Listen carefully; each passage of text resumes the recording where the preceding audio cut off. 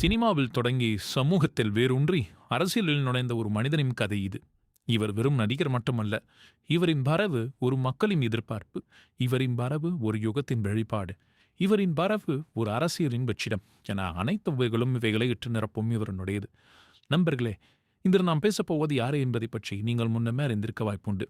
ஆம், சினிமாத்த அரசியல் என்றால் இப்பொழுதே புரிந்திருக்குமே. ஆம், நடிகர் விஜய் தளபதி அவர்களை பற்றித்தான். சென்ற பாகத்தில் அவருடைய பிறப்பு மற்றும் அவருடைய இளமை காலத்தை பற்றி நாம் கேட்டிருந்தோம். அவரிடம் இருந்த திருப்புமுனைகளை பற்றி நாம் பேசியிருந்தோம். ஆனால் அந்த திருப்புமுனைகளில் ஏற்பட்ட மிக மிக நல்ல விஷயங்களை பற்றியும் அவர் எப்படி மேற்கொண்டு வெற்றி பெற்றார் என்பதை பற்றியெல்லாம் இன்ச் பாகத்தில் நாம் காண இருக்கலாம். மக்களே, மாறுங்கள் மக்களே, விஜயனுடைய சுவாரஸ்யமான கதையை பற்றி தெரிந்து கொள்வோம். 1974 ஜூன் 22 சென்னையில் ஒரு குழந்தை பிறந்தது. தந்தை எஸ். ஏ. சந்திரசேகர் தமிழ் சினிமாவின் பிரபல இயக்குநராக இருந்து வந்தார். தாய் சோபா சந்திரசேகர் திரை இசை பாடகி. ஆம், இந்த இரு கடை ஆறுகுனியும் சங்கமத்தில் திறந்தவர்தான் ஜோசப் விஜய் என்னும் நம்முடைய இளைய தளபதி. வீட்டிலேயே கேமரா, மொழி, நடிகர்கள், இதுதான் விஜய் பார்த்து வளர்ந்த உலகம். வயது 10. ஆனால் 1984 தந்தை இயக்கிய வெற்றி படத்தில் முதல் குழந்தை நட்சத்திரமாக அறிமுகமானார் தளபதி விஜய். அதைத் தொடர்ந்து குடும்பம், நான் சிவப்பு மனிதன் உள்ளிட்ட பல படங்களில் சிறு வேடங்களில் நடிப்பேற்றார். ஆனால் இவரது இலக்கு வேறு. கதாநாயகனாக வேண்டும் என்பது மட்டுமே அவருடைய லட்சியம். அவருடைய இலக்கை அடைந்தார் அல்லவா? ஆம், நிச்சயம் அவர் அடைந்து விட்டார். 1992 அவருடைய வயது 18 நெருங்கியது. தந்தை இயக்கத்தில் நாளைய திருப்பு என்னும் படத்தில் முதல் முறையாக கதாநாயகனாக நடிக்கும் வாய்ப்பு அவருக்கு பெற்றது. ஆனால் படம் பெரிய அளவில் வெற்றி பெறவில்லை. ரசிகன், தேவா, விஷ்ணு ஒன்றன் பின் ஒன்றாக மிக கடுமையான தோல்வி படங்களையே அவர் தந்து கொண்டிருந்ததாக சினிமா வட்டாரங்களும் அரசியல் வட்டாரங்களும் அவரை விமர்சித்தன. ரசிகர்களுக்கு மத்தியில் கூட ஒரு மிகப்பெரிய மனச்சோர்வு ஏற்பட்டது. ரசிகர்கள் சொன்னார்கள், தந்தை படத்தில் நடிக்கிறார், அதனால் தான் வாய்ப்பு பெரிதாக கிடைக்கிறது. இல்லை என்றால் இவரை எல்லாம் வைத்து யார் படம் எடுப்பார்கள்? தந்தையினுடைய பெயரை சொல்லி வந்தவர் தானே எனச் சொல்லி விஜய் மீது கடுமையான தாக்குதல்கள் நடைபெற்றுக் கொண்டிருந்தன. ஆம், இத்தகைய சமயங்கள் அனைத்துமே சில காலங்கள் தான் மக்களே. அவர் மீண்டெழுவ மிக மிக சொற்ப காலங்களே தேவைப்பட்டது. 1996 கோயம்புத்தூர் மாப்பிள்ளை என்னும் படத்தின் மூலம் வணிக வெற்றியை தந்தது விஜயின் படம். ஆனால் உண்மையான திருப்பம் வந்தது என்னவோ பூவே உனக்காக படத்தின் மூலமாகதான். மத பேதங்களை கடந்து காதல் கடத்திய சொன்ன இடம் அது. விஜயின் நடிப்பு திறனை வெளிப்படுத்திய இடமும் அதுதான். ரசிகர்களும் ஏற்றுக்கொண்டனர். விஜய் இத்தனை நாளாக மசாலா படங்களில் நடித்தவர் என்னும் பெயரை மாற்றிய இடமும் அந்த இடமே. மக்களின் மனதில் இடம் பெற்ற நிலையும் அந்த நிலையே. ஆம், குடும்பங்களும் குழந்தைகளும் ரசிகர்களும் கொண்டாடும் விதமான ஒரு விஜயை நாம் கண்ட தருணம் உள்ளது.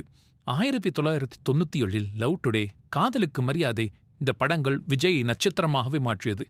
காதலுக்கு மரியாதை படத்தில் சிறந்த நடிகருக்கான தமிழ்நாடு அரசு விருதும் அவருக்கு கிடைக்கப்பட்டது. இதெல்லாம் என்ன, நீங்கள் அனைவரும் எதிர்பார்த்த படம் இதோ வந்துவிட்டது. 2000 குஷி, பிரியமானவளே, 2001 நண்பன். இந்த படங்கள் தமிழகத்தின் காதல் கதாநாயகனாக விஜய் நிலை நிறுத்தி சென்று விட்டது. ஆனால் விஜய்க்கு ஒரு விஷயம் தெரிந்தது. காதல் கதாநாயகனாகவே நின்று விடக்கூடாது, நாம் வேறு சில கதாபாத்திரங்களையும் நடிக்க வேண்டும் என்ற ஆர்வம் விஜய்க்கு இருந்து கொண்டே இருந்தது. அதன் விளைவாகத்தான் திரையில் தொடர்ந்து காதல் கலையில் நடித்துக் கொண்டிருந்த விஜய்க்கு மிஜமல்களிடம் காதல் தொற்றிக்கொண்டது. ஆம், இளநீக்கம்னரான சங்கீதாசன் லிங்கம். இவர் விஜயின் மிக தீவிர ரசிகையாக இருந்து வந்தவர். அவரது ஆசையை விஜய் திருமணம் செய்து கொள்ள வேண்டும் என்பது ஒன்றாகும். 1999 ஆகஸ்ட் 25 அந்த இருவரின் ஆசையும் நிறைவேறியது. ஆம், இருவரும் காதலித்து பெற்றோரின் சம்மதத்தோடு திருமணம் செய்து கொண்டனர்.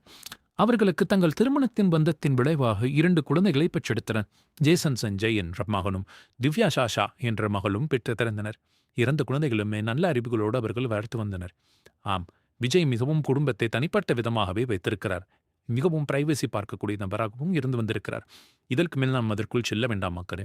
வாருங்கள், அடுத்ததாக விஜயின் ஆக்ஷன் ஸ்டார் பரிமாணம் பற்றியும் டவுன்ஃபால் மற்றும் கம்பேக்களை பற்றி நாம் காணலாமா? இதோ உங்களுக்காக. 2003 திருமலை படம் மூலம் விஜய் வாழ்க்கையை மாற்றியது.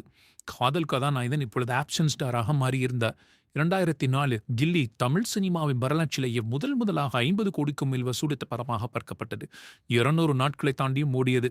அதற்கடுத்தாக அவர் நடித்த படம்தான் திருப்பாச்சி, சிவகாசி, போக்கிரி. ஒன்றன் பின் ஒன்றாக வெற்றி படங்களை வாரி குவித்துக் கொண்டிருந்தார் விஜய். தமிழ் சினிமாவையே புரட்டி போட்ட தருணம் அது. இது என்ன, இப்படியாக பேசப்பட்ட பையன் இப்படி வெற்றி படங்களை கொடுத்து கொண்டிருக்கிறானே என சொல்லி பெரிய பெரிய நடிகர்களை ஒரு நிமிடம் கலங்கிய தருணம் அது. அதே போலவே 2006 ஆத்தி படம் மூலமாக சாதாரணமான ஒரு வசூலோடு நின்றது. 2009 வில்லு மற்றும் மிகப்பெரிய தோல்வியை தழுவியது. 2010 அவரது 50வது படமான சுறா மிகப்பெரிய டிசாஸ்டராகவே ரசிகர்கள் மத்தியில் பார்க்கப்பட்டது. இது என்ன, மீண்டும் அந்த டவுன்ஃபால் தொடங்கிவிட்டதா? இப்படித்தான் நடிகர்கள் வருவார்கள், உச்சத்திற்கு செல்வார்கள், மீண்டும் விழுந்து விட்டால் மீண்டும் விடவே முடியாது, அவ்வளவுதான் என சொல்லி விஜயின் கரியரையே முடிக்க பார்க்கும் தருணமாக அது மாறிப்போனது. இனி விஜய் திரும்புவாரா என கேள்விகளை எழுப்பத் தொடங்கினார் அனைவரும். இது டவுன்ஃபால் காலகட்டம். விமர்சகர்கள் கடுமையாக பக்கினர். மசாலா படம் மட்டும் நடிக்கிறார், ஸ்டோரி இல்லாத படம் என்று சொன்னார்கள். ஆனால் தளபதி விஜய் பற்றி நாம் அறிந்திருக்கிறோம் அல்லவா? எத்தனை தடைகளை அவர் பெற்றாலும் அதிலிருந்து மீண்டு வருவது அவருக்கு நிகர் அவரே.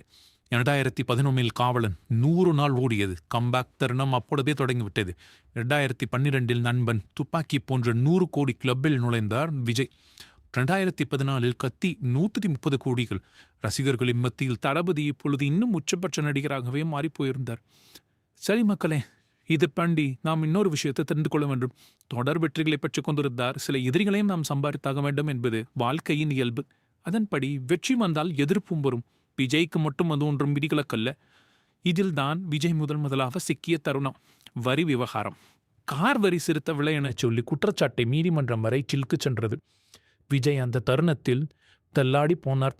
தெளிமையான ஒரு நிலைமையை அவர் சமாளித்தார். சரி, இதிலிருந்து நாம் வெளிவருவதற்குள் அடுத்த சர்ச்சை 2018 ஆண்டு வெளிவந்த சர்க்கார் கான்ட்ரவர்சி. சர்க்கார் படத்தில் ஒரு குறிப்பிட்ட அரசியல் கட்சியை கிண்டல் செய்வதாக சர்ச்சை வெடித்தது. அரசியல் தலைவர்களே திரையரங்குகளை தாக்கினர். ஆனால் படம் வெற்றி பெற்று ஓடு என்று ஓடிவிட்டது தியேட்டர்கள் அனைத்திலும்.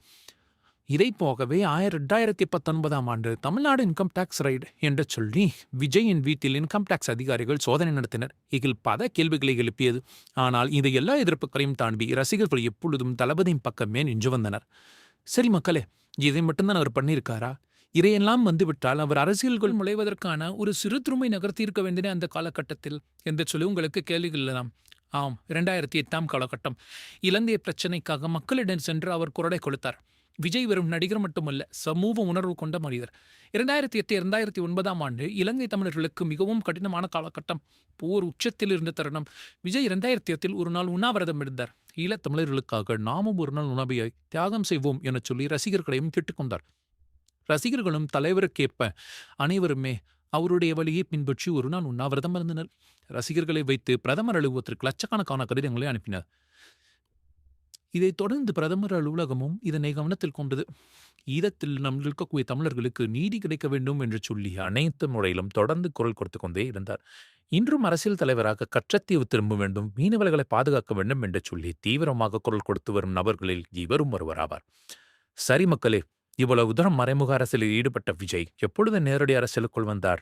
இதற்கு மேல் விஜயின் வாழ்க்கையில் ஏற்பட்ட அனைத்து மாற்றங்களை பற்றியும் பார்க்க பெரண்டில் குறிப்பிட்டிருக்க மக்களே, மறக்காம அந்த வீடியோ முழுசாக பார்த்துட்டு உங்கள் கருத்தை நான் கமெண்ட் செக்ஷனில் சொல்லுங்கள். அது மட்டும் இல்லாமல் விஜய் அரசியலில் ஜெயிப்பாரா இல்லையா, இந்த 2026 ஆண்டு நடைபெற தேர்தல் அவரது வெற்றி துக்குமா இல்லையா என்பதை பற்றி முழுமையாக கூறியிருக்க மக்களே. பார்க்கலாம் எத்தனை பேருக்கு விஜய் பிடிக்குது அப்படின்னு.